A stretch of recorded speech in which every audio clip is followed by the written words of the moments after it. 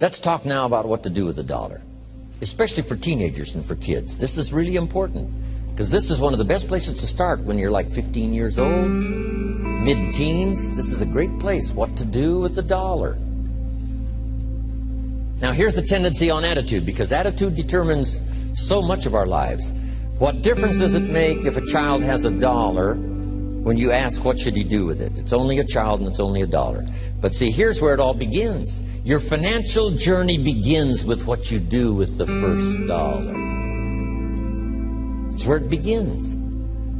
Now sure, you can do the wrong things and finally correct that and get on a better path, but it all begins on what you do with your resources. Jot this phrase down. It's one of the best for the weekend. Here's the two challenges of life. Number one, the development of our full potential. That's challenge number one. Challenge number two is the wise use of all our resources.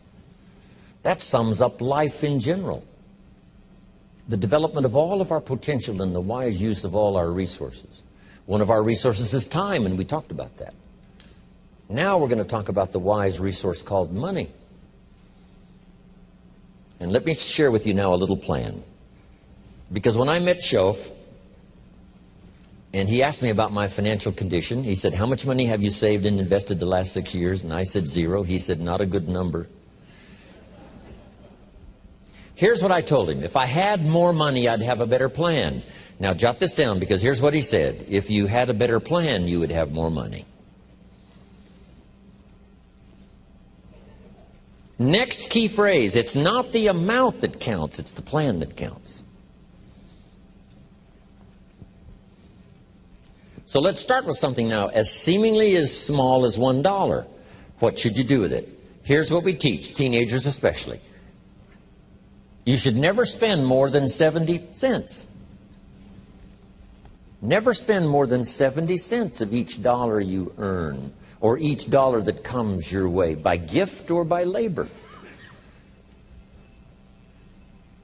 Now, you've got to have some plan what to do with your dollar. I've developed this little plan simply for suggestion, and then you've got to do the rest to revise it and do whatever you want to with it. But here's what I teach. Never spend more than 70 cents. You've got to pick something, some number. This is the best one I could figure out. Now we've got another 10 cents, and another 10 cents, and another 10 cents, which is the 30 plus the 70, which is the full dollar. So we spend nothing more than 70 cents. Now what do we do with the other 30? Here's some of the most important information. 10 cents is for charity, or for church, or whatever worthy projects you think you might engage in. Here's one of the best things to teach kids, generosity. Because first we're going to teach abundance, to provide more than you could use for yourself.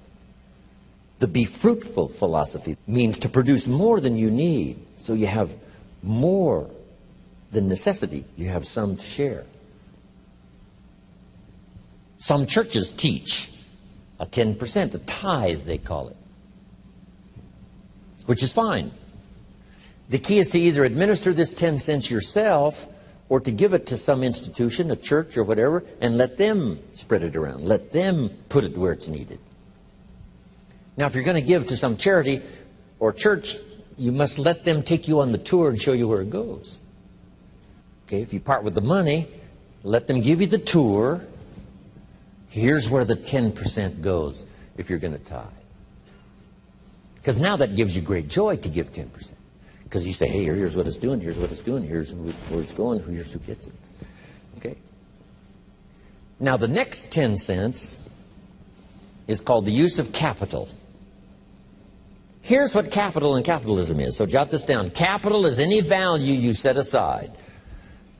Capital is any value you set aside to be invested in an enterprise that brings value to the marketplace, hoping to make a profit. That's what capital and capitalism is. I can say it in one sentence. Capital is any value you set aside to be invested in an enterprise that brings value to the marketplace, hoping to make a profit. Now, the capital is the value you set aside. taking capital and investing it in an enterprise and bringing the value to the marketplace we call capitalism. Capital and capitalism. Now, who can understand this? First of all, the farmers understand it. Here's what seed corn is. It's capital. It's seed corn means the seed that you set aside to be planted in the ground, take care of in the summer, hoping to have a profit and a harvest in the fall. So the farmer sets aside his seed corn. Question, would he let his family eat it? No, this seed is not to be eaten. It's to be invested in the ground, to take a risk, cared for in the summer, harvested and multiplied in the fall. That's it. Now, the same is true of some of your money. If you set aside, and I suggest, part of your capital should be set aside for an enterprise to show a profit.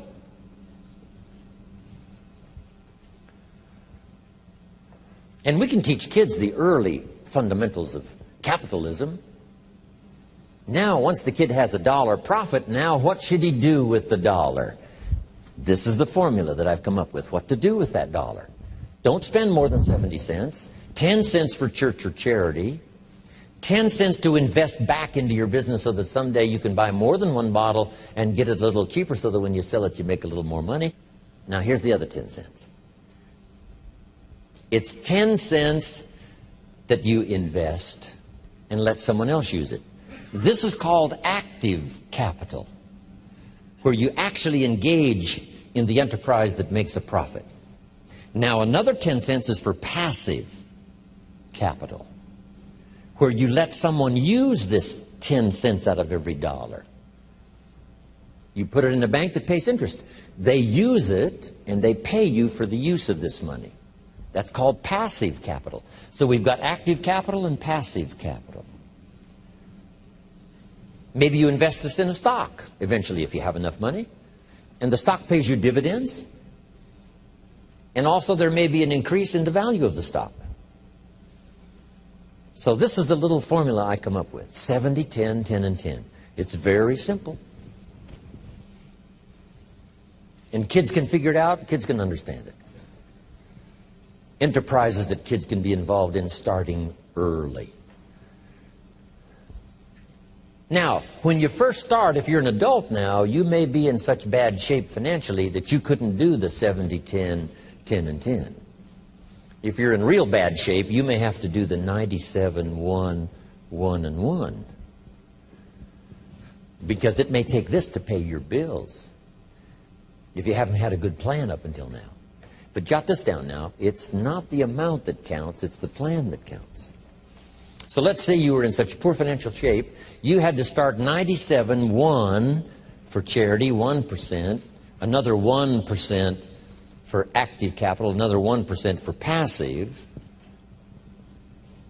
Now here's the key. To get these numbers starting up and get this number starting down. If you will actually do this, you can't believe how exciting it is to watch the numbers change. Remember what Shoaff said. If you will change what? Everything will change for you. If you start to change, I'm telling you, these numbers will start to change. And the first thing you know, these numbers keep going up, up, up, up, up, until finally you can get to the 70, 10, 10, and 10.